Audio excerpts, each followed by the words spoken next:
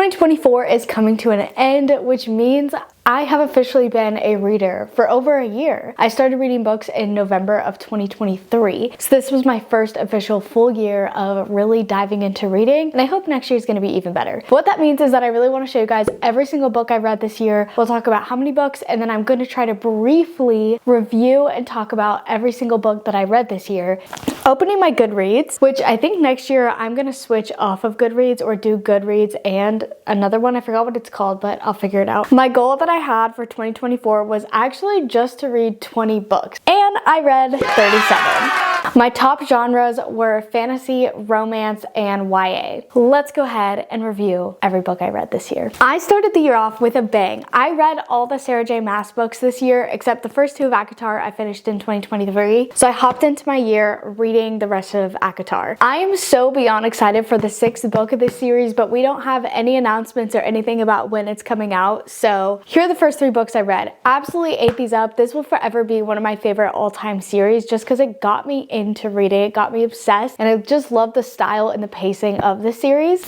A Court of Wings and Ruin is the 3rd book in the A Court of Thorns and Roses series. This really gets into a lot of the war, which it's called ACA War, and I always get confused what the real title is because it's all about the big war, and I absolutely ate this up. It's also our last book in our main character's point of view, and then it switches point of views. I rated this book 4 stars. I loved it. 4 stars is a great rating. It just didn't like hit as hard as the 5-star ones in this series, but the series as a whole is a 5-star series. Then we go into A Court of Frost and Starlight. This gets a lot of like kind of hate for being just, I don't know, it just didn't eat like the other books. But I loved it. I read this on a snowy day in January, and it was everything it needed to be. It's a little novella, so I think it's actually book 3.5 or whatever. I rated it 3 stars. On Goodreads, I can't see what my point whatever was. I'm assuming this was more like a 3.5, 3.75, because I think it was just so short that it can't really go higher than that for me. But I loved this book. It was so cozy. It was centered around like Christmas time. I loved it. I feel like we just learned more about our characters that I personally loved. Then we have what I would say is the most controversial in this series, A Court of Silver Flames. This is a 5-star read for me. Now this takes the point of view of one of our main characters, the main girl from the first 3 books. It is now one of her sister's point of views. Her name is Nesta, and it is all about her journey. When I tell you that this book was written for women who have been through hard things, grew their character, and are better off for it, yes.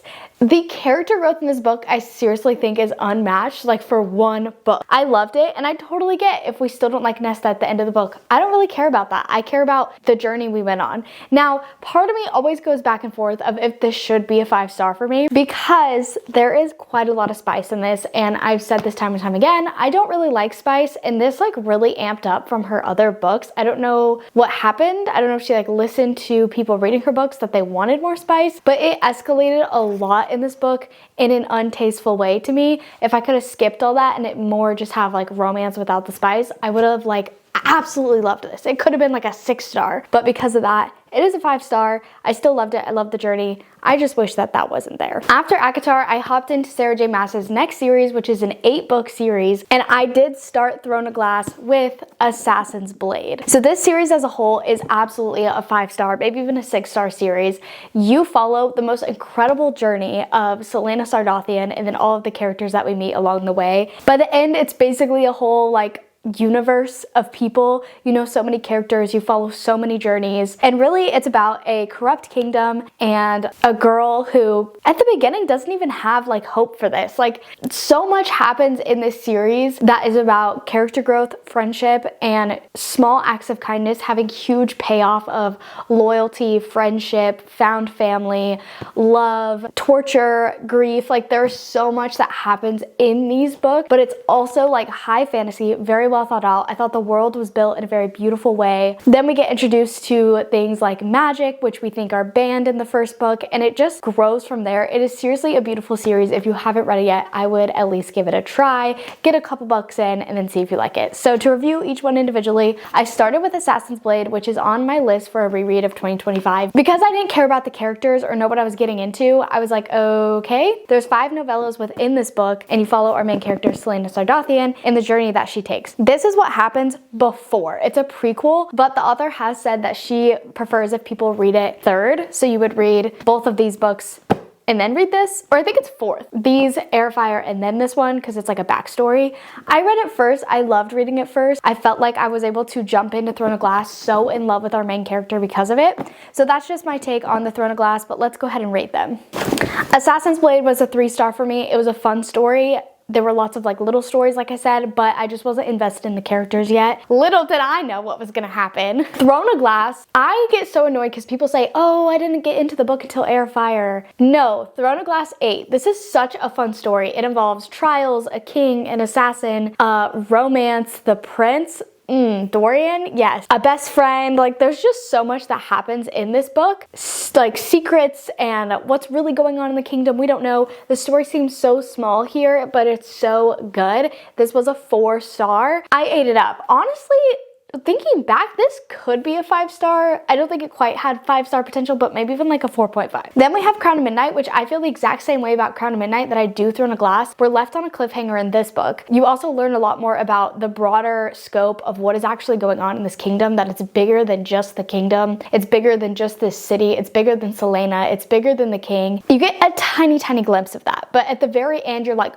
oh, so that's what's going on. This is actually a massive, crazy story that I know so little about when you thought you knew a lot. So it explores a lot of other different things in this one, but it's really still building the story. But the story in itself is so good. Another 4-star read. After finishing those 3, I did start Air, Fire, which is the next book in Throne of Glass, but I got stuck on it. I'll go over it in a second. So here's what I read in between. Admittedly, Air, Fire put me in a reading slump. So I picked up Powerless, which I feel like was such a hyped book over the last 2 years, and for good reason. This was a 5-star for me. It was fun. It was whimsical. It's YA. It's heavy on the romance, light on the fantasy, but you still get a lot of those fantasy aspects. It's kind of like Hunger Games, but with way more romance. It's just fun. There's 2 princes. There's an evil king. It's all about powers, but our main character has a little bit of a twist with her story. She's in the slums, then she gets taken to these trials, and the banter is bantering. Okay, I highlighted. I loved this book. I ate it up. I'm so excited for this series to continue. I'm pretty sure the 3rd book in the series comes out next year. I think I love this because it's everything I love about a heavy romance fantasy book without like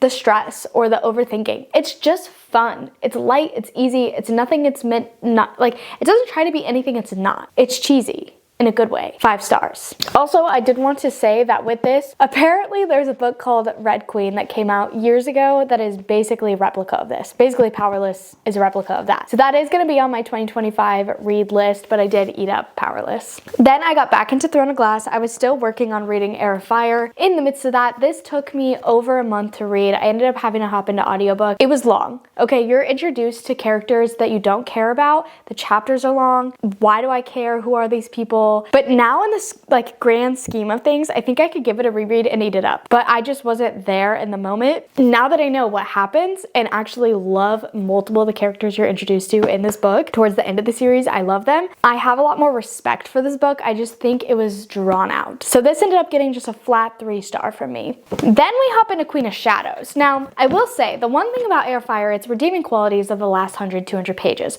Everything leading up to that is hard. Okay, it's difficult. It is like, I can't even explain how long I felt like this book was, but the last 200 pages I finished so fast, ate it up, was so excited to get into Queen of Shadows, which ended up being one of my all-time favorite books of the year. This is a 5-star, maybe even a 6-star. There was one scene in particular I can think of that I just ate up so hard, screamed verbally out loud, was so excited for the journey that we are going on. Our main character is like reuniting with people, and just things are going on that are just it's just good. It's just so good. There's a little bit of this like side love story with someone that we meet from this book that ends up being like, okay, I wasn't expecting that. Like, there's a lot going on with like the evil and the magic and who's really in charge, who are we actually trying to defeat. And it's really, once again, we're just hitting the tip of the iceberg. The next book is when things start to go crazy, but this just ate so hard. Okay, the banter, the character growth, the women in this book, just yes. Then on my second sabbatical from the Throne of Glass series, I picked up Beach Read. This was my first Emily Henry book, and I hate to say this for everyone who's a lover of her, but this was the biggest disappointment of my life. One of the worst books I read all year. Nothing about it was appealing.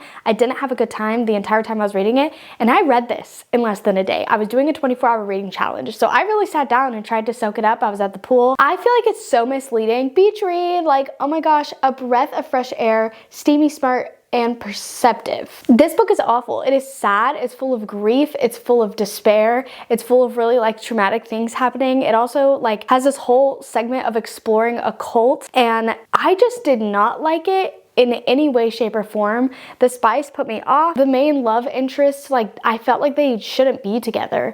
I don't know. Some people say they love this. I don't know if it's because they relate to some of like the grief aspects in the book, but I just didn't like it. I didn't like the writing.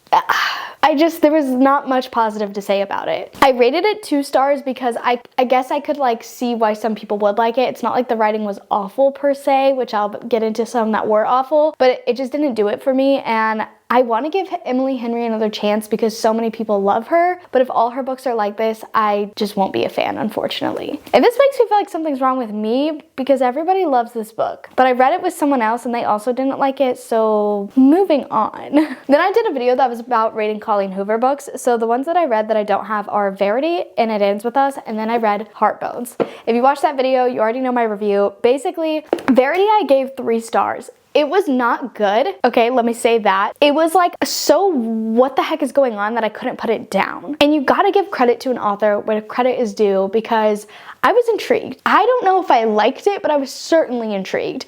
It was a little spooky, okay? The main premise of Verity, there's an author who got in a bad accident. She is brain dead, essentially, and she needs her series to be finished, so they hire like a ghostwriter to finish the series for her, who has to like study her writings and put it all together and finish the series. So she moves in to this like creepy house with the brain dead author, the nurse, the kids, the husband, okay? And then there was also like some tragedy with the kids, like one of the kids died, or 2 of them, I don't remember. Like, it was just like, it's supposed to be creepy, it's supposed to be weird, and then at the end, you're actually left with open-ended, like, you get to decide who you think is right. I thought that was intriguing. I thought it was interesting, so I gave it 3 stars. What I didn't like was just the way things went without spoiling anything. Like, there were spice scenes that were like, okay, what? We're also going, like, we're reading the manuscript of the brain dead author, and it's like, we just don't know what's going on. I didn't like it, but I liked it, you know, like I couldn't put it down. But I hated the writing. The writing style was literally awful. So there's that. The other one was It Ends With Us, which also became a movie this year. I think I've already expressed my opinion on this, but I think this is a really awful book, and it was a really awful movie. I didn't like either of them. I think the movie was better than the book because they cut out a lot of stuff, but it just wasn't fun. The main premise, if you haven't seen it or read it, is domestic violence, and I feel like it's not portrayed in a very well way or handled well. We also get spice scenes of teenagers. Hate that. That literally is like my worst nightmare to read. I thought the writing was really cringe. I didn't like really any of the characters except maybe the best friend. It was a struggle to get through, but at least it was like short and quick, you know? Like, it wasn't a long book. I rated it 2 stars. So it wasn't, I guess, my worst read of the year, but it wasn't really good. And I don't know how it got turned into a movie. And then there's the whole drama with the movie. So moving on, Colleen Hoover somehow redeems herself. Whatever genre she's writing for those books, just stop, because Heartbones was one of my favorite reads of the year. I keep forgetting that I loved this, but 5 stars. I think it was 5 stars because I related, because I really like sat with what was going on here and just like felt it. Basically, it's 2 technically teenagers, but they're like 18. It's the summer between high school and college, and her mother was an addict and she passes away, so she goes to live with her estranged father for the summer. And you know, there's this boy next door, and she has like basically a half sister or a stepsister, I think, and she's trying to get to know the new family, but she doesn't know how to act. She's never been around a normal family. She grew up in like a trailer park with her addict mom, and not that I related to that, but I think the way that the main character's like mind works, I don't know, I feel like maybe I just resonated with like being that age and confused about life. And I think it was just like, the romance was beautifully written. I think the whole thing was just like fun, and like I sat with it and liked it. And it wasn't like fun in like a silly goofy way. Like there was the fun silly goofy, but there was also like the real life deep grief and stuff like that. And what do I do next with my life? And then there's a little bit of a plot twist at the end. And I just feel like for only being, you know, 348 pages, it was great. It was a fun read. I would highly recommend, and I haven't liked any of her other books, so don't be nervous about the author. Just take the book for what it is. And then back into Throne of Glass. I did the Tandem read, which took so long to do. Both of these books, I want to say, are like 800 to 900 pages, and so it's basically like a 1500 book page.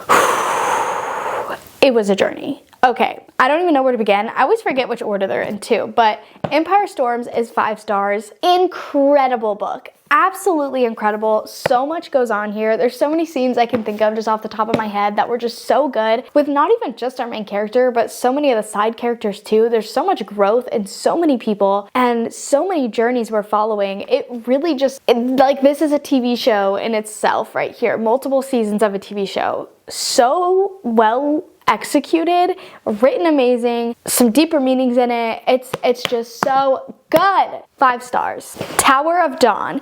So if you don't know, there is a character named Kale in the first book, okay? And we grow on him, and then a lot of people hate him. So this book, a lot of people were like, hate him. Hated the book. It was slow. I think we're looking a little too superficially when we say that, because the journey that he goes on to become the man that he is at the end and at the last book is beautiful. He goes through a physical growth. He is like physically disabled in this book because of something that happened, and he also has a romance story, and there's other characters that we meet that also have their own story in this book. And what's fun is this is a different continent. So like, this continent is going to war. There's crazy stuff happening. They're basically under a horrible king. This continent has the appearance of being at peace and kind of like, I don't know if we're gonna get involved in the war or not, and Kale is sent to basically convince them like, we need your help. And there's like a whole journey that he goes on here, and you get healers, and you actually, well, no, that's a spoiler, but there's people that you'll recognize in this book that you're like, oh my gosh, forgot about them. Yeah, it's so fun. And the one thing that I don't like about this book, it was a 4 star. It was a bit slow. That's why the tandem read is so important, because there's a few times where they cross and you're like, no, don't say that, like, oh, and like, what's going on, and the things are happening, and you're putting everything together. You also learn a lot about the overarching, like, the big picture. What is the evil that we're fighting? Who are we actually fighting? Who are the people that we thought were bad that aren't actually bad, or who are worse than we thought? That's what we learn in this book, and I feel like people forget. Like, we learned a lot of really important information about right here in this book. And the one thing I didn't like is there's like this little side quest with one of the characters that we barely know, who we get to know a lot more, and I never ended up liking them or caring. Like, I think not that I didn't like them, I just didn't care. So that was the one L. Every time I was there chapter, I was like, whatever, but we do learn a lot about like the evil and all that from them, so it was necessary, but like, I just didn't really care that much. But really great story. I loved it. So 5 star, 4 star. Now into some of my summer books. First, I gave this author a try, Carly Fortune, Every Summer After. I think it goes without saying how I felt about this book that I don't really remember what happened, but I did rate it a 3 star, and I literally can't remember like why. What is this even about? Oh, yeah. This did not do it for me. A lot of people like this author because she does a really good way of making it feel like the environment, what is that called? The space they're in, the place, can't think of the word. Can't think of the book term. Anyways, the place they're at is basically like another character in the book because she describes it so well. There were just so many things about this book that ended up throwing me off so hard. I remember thinking like the ending, I was like, no, that wasn't it. I can't really remember, but all I know is this wasn't it for me. But if you're looking for like a summer, like sure, I guess, whatever. I'm gonna move on because I don't really remember, which kind of says a lot. And then Burn the Ashes. Okay, this I rated 4 stars. I've never read a fantasy like this. So this one is more like a desert type of fantasy. Okay, we're in the desert. There's a war, there's a resistance, there's an evil kingdom, but there's also like these like kind of seers, and I don't even know how to describe. I've just never read a book like this. We have a couple main characters that we're kind of following. We get a lot of character growth with our main girl here, and I'm really excited. I have the next book. I haven't dove into it yet, but I just remember thoroughly enjoying this book. Basically, a girl has to go to, it's kind of like Besgaiath in Fourth Wing. There's basically like a school of people who are going to be the army, and they're fighting the resistance. They're fighting, you know, just everything that doesn't follow like the emperor, the Crooked Kingdom emperor. And that's like his war school, essentially. And they have slaves in this book. So she actually volunteers herself to be a slave to get information. And it's all in the grand scheme of trying to save her brother who's taken in the first chapter. There is so much that goes on in this book. There's secrecy, spying, sneaking out, sneaking in, a little bit of romance, some plot twists, some betrayals. It's really just everything you need in a fantasy book. Okay, I thoroughly enjoyed it. We follow a couple of storylines that are really fun, and I'm super excited to read the next one. I think it's a little underrated. I think they came out about 10 years ago, and I can't believe more people don't talk about this series. And then I just did a fun little read, Picking Daisies on Sundays. Now, I did say it's hard for me to love just a romance book, but I remember like having a decent time reading this. It wasn't awful, it wasn't amazing, but it was like, okay, cute, fun. It kind of follows the story of a main character who her interest has to do with like fashion and sewing, and she's in school for that. And then her childhood best friend, Levi, who she used to have a crush on, and he asks her to be his fake girlfriend at her sister's wedding. His whole family knows who she is. They haven't talked in like 4 years, but they run into each other. He's like, hey, will you be my fake date at this wedding? So it's fake dating. It's fun. It's cute. It's college. It's quick. Nothing to write home about, but nothing to hate either. I think it was fine. 3 stars. Then Reckless came out, and Powerful. I actually don't remember when this came out. I remember release date for this, but I was out of the country, so I waited like a week or two. These 8. I love this series. I love this author. I love the writing. It's fun. It's easy. It's fantasy. It's whimsical. This spoke to me on a different level though. This is a little novella. So I feel like with a novella, I don't know if I could ever like be like, yeah, this novella is a 5-star because it's a novella. But this came as close as it can, you know? This was a 4-star. I guess I could say like a 4.75, whatever you want to call that. So cute. We follow the main character from Powerless, her best friend. Now, I'm not going to spoil it, but there's a reason that you want to read this book after you read Powerless. Obviously in that order, but like a deeper meaning. And there's a love story that we didn't know about, and it's all about she's a lover, not a fighter. It's so cute. And I feel like there were so many lines that just really spoke to me. I was like, oh my gosh, like I totally get that. And I feel like the time in my life maybe when this came out, it just felt so good to me to be about a woman who has strengths in different ways. She's softer. She's not really a fighter. She's down to just like fall in love and kind of do the easier, lighter things in life. But there are struggles that she's going through. She lives in the slums. She just lost her best friend going to the trials, so it's not like she can see her all the time anymore. And she's like a seamstress. That's her dream. I just think it's cute and a little bit different. In fantasy, like you usually focus on the powerful woman, and that's great in its own thing, but I love to see a softer, kind of like less forefront woman and following her story a little bit more in depth in who she was at her core, and I love that. And you do get that in Throne of Glass too, because we follow so many characters. Some of the side female characters kind of remind me of Adina, who is our main character in this book. Then we hop into Reckless. There were so many controversial things said about this book this year, but all in all, I enjoyed it. I gave it a 4-star. I would say it was like a tiny bit of a letdown compared to Powerless. Powerless was just so good. This one felt very repetitive and childlike. I know it's YA, but it seems like they like instead of maturing kind of went backwards in this book. The ending I didn't expect. Sorry, I don't look for the ending when I'm reading a book. A lot of people are like, oh, I knew that was gonna happen. How? I don't know. Whatever. I had a good time. It's a cat and mouse type of trope, and there's just a lot that you're like, okay, really again? Really again? Like, okay, I guess. But at the same time,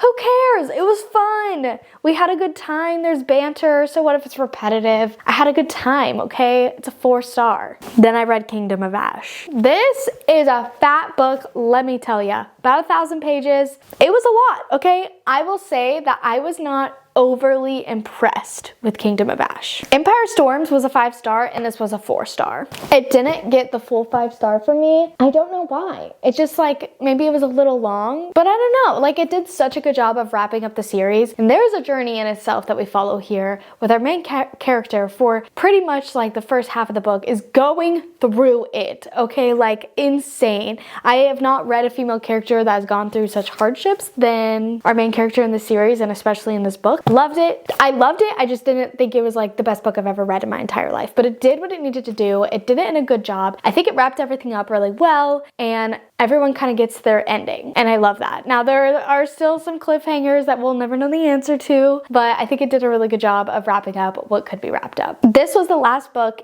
in the Throne of Glass series. Keep in mind, I'd been reading this pretty much the whole year at this point. Then I decided to hop into a few new worlds and wrap up a world. The first books I ever got into, like in 2022, was the Shadow and Bone series that I randomly grabbed at Target, saw that people liked it, picked it up. It is a YA fantasy, no spice, which I love. I'm really struggling to find really good fantasy with no spice. Wait, and Ember in the Ashes I think had no spice. Love that. Okay, anyway, Ruin Rising is YA. I think Ruin Rising, it's the third book of the Shadow and Bone series, and I think it was a bit of a letdown for me, but I also hate to say that because I finished it 2 years after starting the series, so that feels unfair, and I was already halfway through the book. But I caught back up on everything. Let's just say, like, the people that I wanted to end up being like the love interest or whatever, there were multiple options. Let's just say I was disappointed in a lot of different ways of this book, okay? Like, it wasn't the best thing ever, but I just think the series as a whole, as far as fantasy that I've read, just wasn't that great. It was like a 3-star series. It's fun, it's cute, it's dramatic. There's like a really cool aspect with like the Grisha. This is part of the Grishaverse, which is also then part of the Six of Crows duology. So this is a trilogy, there's a duology, there's a few other within the universe. I love the way the magic works. I love the idea. I just feel like the execution wasn't quite there for me. This was 3 stars. Then we have Six of Crows, which is the first of the duology that follows the same magic system in the same universe. I don't remember exactly what's going on timeline-wise, if this is like before or after, I'm not sure. But this is a heist fantasy. It's found family. You pretty much every chapter are reading about a different person or from their point of view. Couple guys, couple girls, and I hate that I didn't like it. I wanted to like it so bad because once again, I love the magic system. I guess I just don't really like her writing that much, but I loved the idea of it. I just felt like it took so long to even get to do the heist, and then it was like over, and I just didn't care. I never found myself caring or loving any character in particular. Now, this did become a Netflix series. I've watched the series. It was all right. It was okay. But they combined them into one timeline. Oh, so I guess that answers my question. They're happening at the same time, because in the show it literally is like Six of Crows doing a thing. Oh, what's her name? Alina, I think was her name, doing her thing, and it just goes back and forth, but it just didn't do it for me, so I probably won't finish the duology, which is Crooked Kingdom. I just wasn't that into it. I don't know, I don't think I like the heist. I've never liked heist shows either, so I think that is just not a good genre for me. And then I read Cruel Prince. I've heard so much about this for someone who doesn't like spice. YA fantasy, strong female character, plot twist, bullying, childlike, spying, so much like fun, interesting, and like the way that this like fairy realm is written is so cute. Basically, it's about our main girl Jude is taken into the fairy realm, but this is unlike any other fairy realm I've read. It's very like whimsical and cutesy. She has an older sister. I can't exactly remember. No, she has an older sister, which is the reason she gets taken to fairy, because her older sister actually has a different dad. Basically, that dad kills her parents, and then they get taken to fairy, and he's like, okay, I guess I have to take care of you too. And then she has a younger brother. I think it's like it's technically like she's not related to that kid at all, but like I guess adopted wise, it's her brother. And then she goes to school, she's bullied, evil kingdom type of vibe, I guess. I don't even know how to explain. It's fun, it's cute. It's like nothing like other fantasy books I've read before. It's definitely a lot more like kiddish, but I think there's nothing wrong with going back to just like a fun kiddish YA, like no spice, just fun, just a good time. Dramatic, plot twist, what's not to like about it? And I think I ended up giving it a 3.75. Then going into August, I had such a good reading month because after a couple months of just like okay books, I felt like I read 3 books I loved. Starting with Fourth Wing, which was another one of my absolute favorite all-time books this year. I don't think it's overhyped. Y'all were not lying. This book ate. Okay, it's dragons, it's romance, it's adult, and it's a good time, okay? It's banter, it's everything you want, really. It's everything I want. Basically, the way this world works is you're split up into sections of scribes and writers, so on and so forth. Basgiath is the school of writers. So to get into this, you have to like cross this parapet.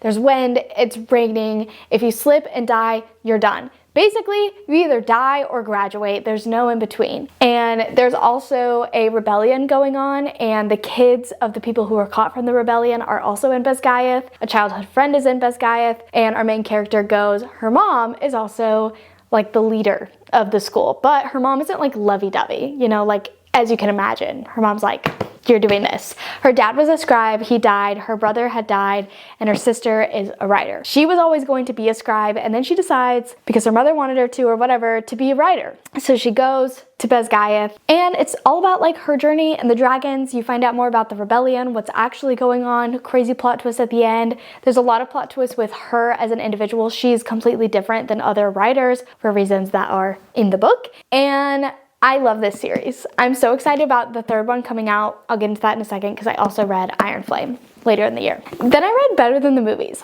Another 5-star, 2 5 stars, completely different, okay? This is everything I would want in a high school romance. I'm like, why would I want to read a high school romance? I wouldn't, but I would read this book. Okay, Lynn Painter's writing is so cute and fun. It's nothing you don't expect. They act like teenagers, like actually act like teenagers. Our main girl is obsessed with rom-coms. She's dealing with the grief of her mom. They used to watch rom-coms together, so she has like a picture perfect idea of how she should find the love of her life. And she had a childhood crush who used to be one of her neighbors, and he just moved back to the school. I think it's their senior year. And so she asked her neighbor, who she has a rivalry with, to help her get the other crush to like her, or to ask her out to get them to hang out. She goes through a lot of things with like her best friend. They have a little bit of a falling out. She grows as a person. She deals with grief. And you know what? It's kind of short. It's short, it's quick, it's fun, it's less than 400 pages, and so much is packed in here. I would just highly recommend. You're also getting a ton of quotes from rom-com movies, and there's a playlist that goes with it because she likes to make playlists a lot, and I just related to her a lot. The Summer of Broken Rules, 4 stars. I loved this. It wasn't the full 5-star for me. There were just some things that I didn't absolutely love, but 4 stars is such a good rating. A good book is 4 stars, and this is a good book. It's summer, it's fun. It takes place in Martha's Vineyard, so it's very like, oh, we go here every summer. This is where their grandparents live. There's a wedding going on. There's also that, like a deeper aspect because her sister passed away not that long ago, like I think like a year or so ago, and so she's dealing with grief of not having her older sister. For the first time, she's in Martha's Vineyard at her grandparents with her parents without her older sister. And so there's kind of just a lot of like sadness and grief that goes with that. But the trick is there's this whole game going on the whole time. They're playing, what is this game even called? Assassin. So they have water guns, and if you get shot with the water gun, you have to give your name to the person who shot you with the water gun. There's a few rules around it, but basically then at the end of the week, there's gonna be a winner, a 1v1 essentially. And she teams up with this guy there, and it's just a good time from there. It's so fun, it's so cute, I love it. And she's going into college, so it's kind of like that summer before college. And then for a big disappointment in a different way, Flawless. I rated this 3 stars, but looking back, I think I liked it a lot less than I thought I did.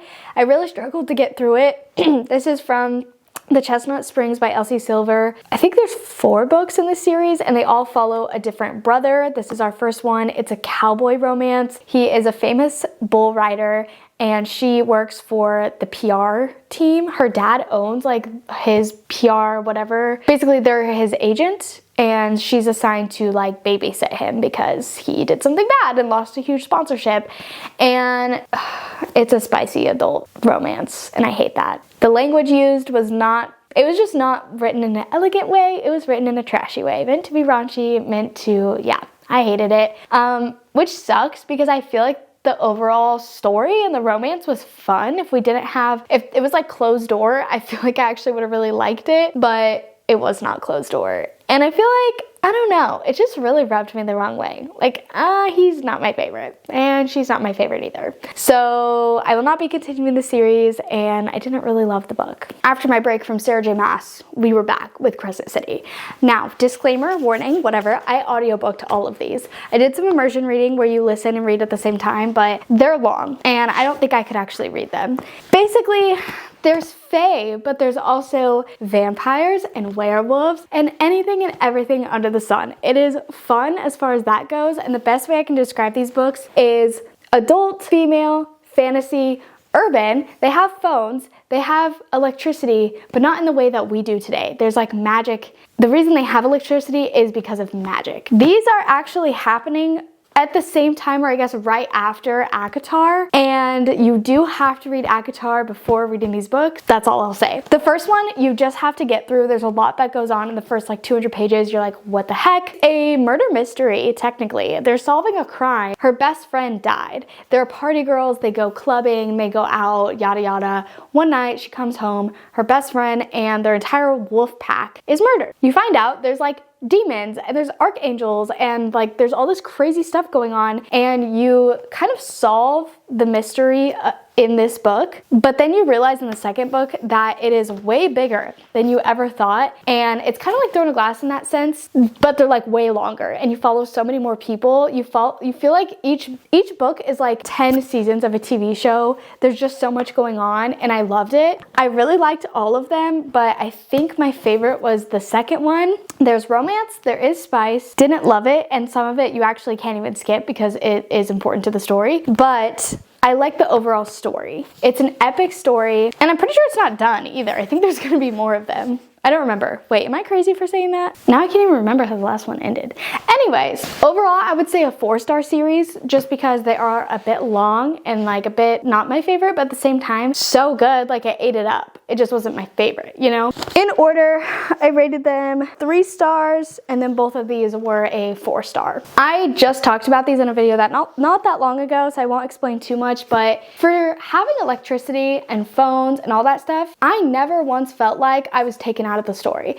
It was written so well. I think Sarah J. Maas is truly like an incredible author. She writes so well to where you are so immersed in the story and you really care about every character, and you're not like left thinking you wanted more. Like I feel like you get everything you need, especially with these books. They're so long in a good way. If you have the time to commit to listen or read these, I would recommend. It's a lot and it's fun. And it's like, okay, we have our story. Oh, it's actually a bigger story. Oh, now we're in different worlds and there's crazy stuff going on, and what the heck, and we're defeating the ultimate enemy. It's way bigger than we ever thought. Everything is falling apart. We think we're defeated. It's just so good. Once again, like with Sarah J. Maas's books, character growth, so many different characters, so many different storylines, so many different romances. There's just a lot. It does feel like a whole world. It's not just like, oh, that was fun, but I have no idea about all the other stuff in the world. No, you kind of know how the whole world works by the end of this. And I love that. Just a few more books to go. I read Lark, and this is part of, right now I think it's trilogy. I don't remember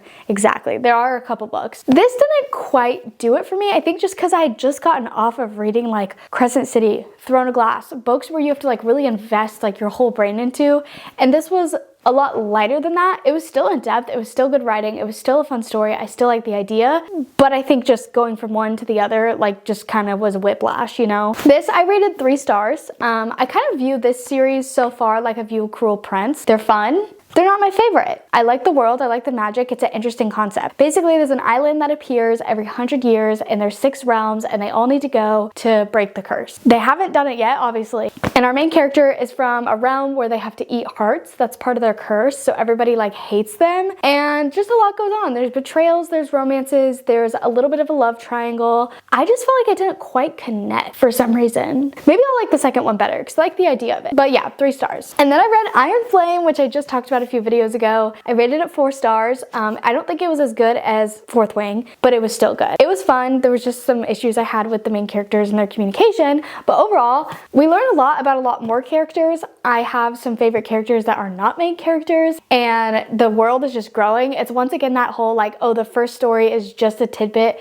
of like what is actually going on in the world, and the world is so much bigger than you ever thought, and there's so much more going on. I am so excited for the third one. I think this was a really good stepping stone in the series. It's going to be a 5-book series. This is the second. The third comes out in January, Onyx Storm. I love the writing. I think it's fun.